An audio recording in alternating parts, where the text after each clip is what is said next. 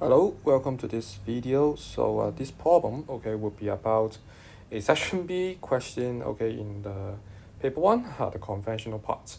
So this problem is quite integrated, as you can see from part A, alpha and beta will be the pair of solutions, from the above system of equations, so you can see one linear equation and one quadratic equation. And then for part B, it will be about sequence and series, to be more specific. So you can see part B, will be about arithmetic sequence. So first of all, so for part A, we need to solve the system first. Shall we copy the two equations first? So beta equals 5 alpha minus 18. So that will be equation 1. And then at the same time, beta equals alpha squared minus 13 alpha plus 63. Okay, so here, I would like to put equation 2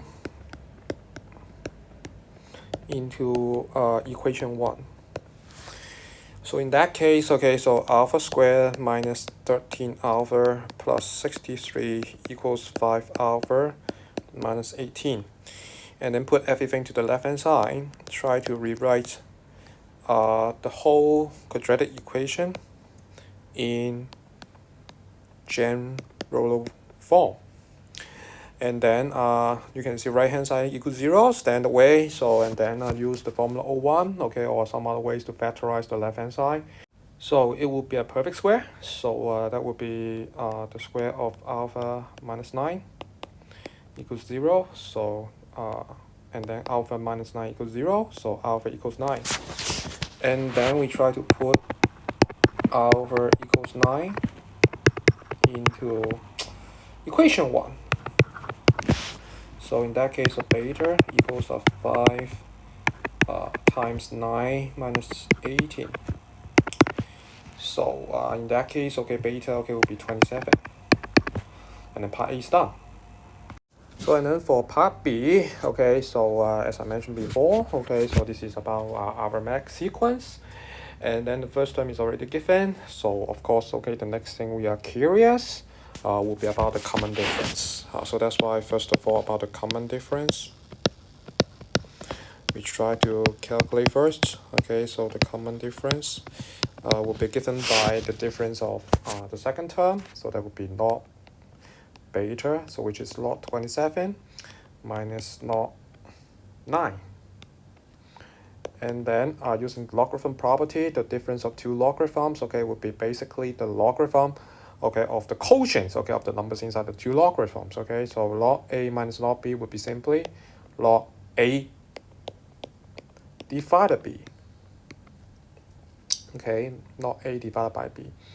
So and then in that case, so that would be 27 divided by the 3, right? So and then that would be log 3. That would be the common difference. And then so we would like to find the least value of n such that the sum, sum again, sum of the first n terms, is greater than 888. So so we will try to recall the Sn formula. So n over 2, and then the first term, so that would be log 3, and we log 9, 2a plus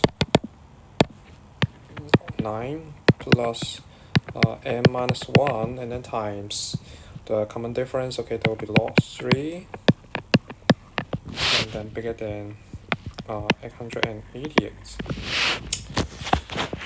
So and then we try to multiply both sides by 2, and then we try to multiply the n inside the square bracket. So and then that would be log 3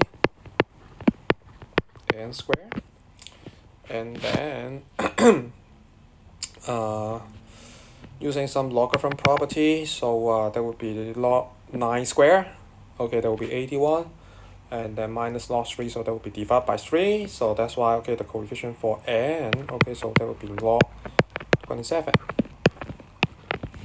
okay, and then minus, okay, 1776 bigger than 0.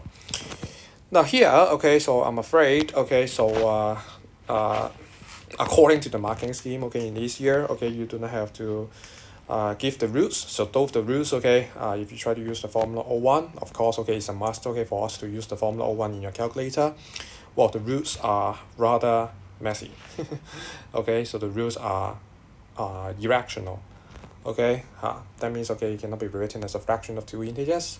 So that's why, okay, it cannot be factorized. Okay, so that's why here, okay, if you try to use the parabola, okay, use the parabola, okay, the parabola, okay, would be y equals log 3 and then n squared, oops, I mean up,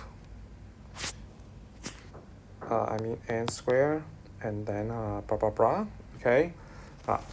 So the two roots, okay, given by the formula O1 of the calculator, so that would be negative 62 point something,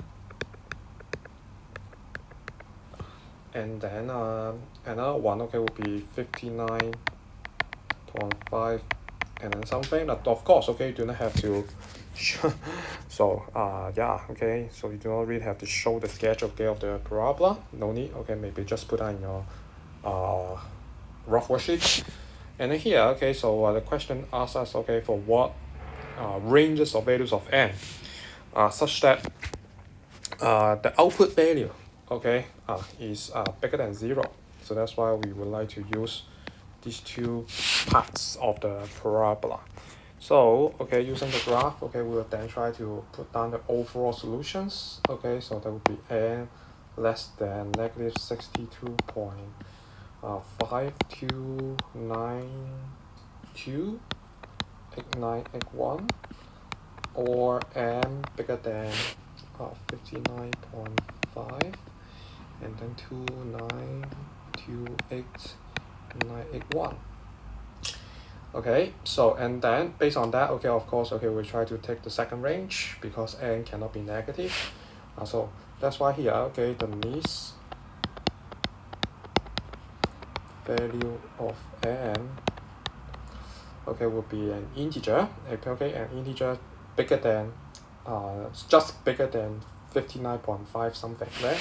So that's why the least value of n, okay, will be 60. And then the problem is done. Thank you for watching.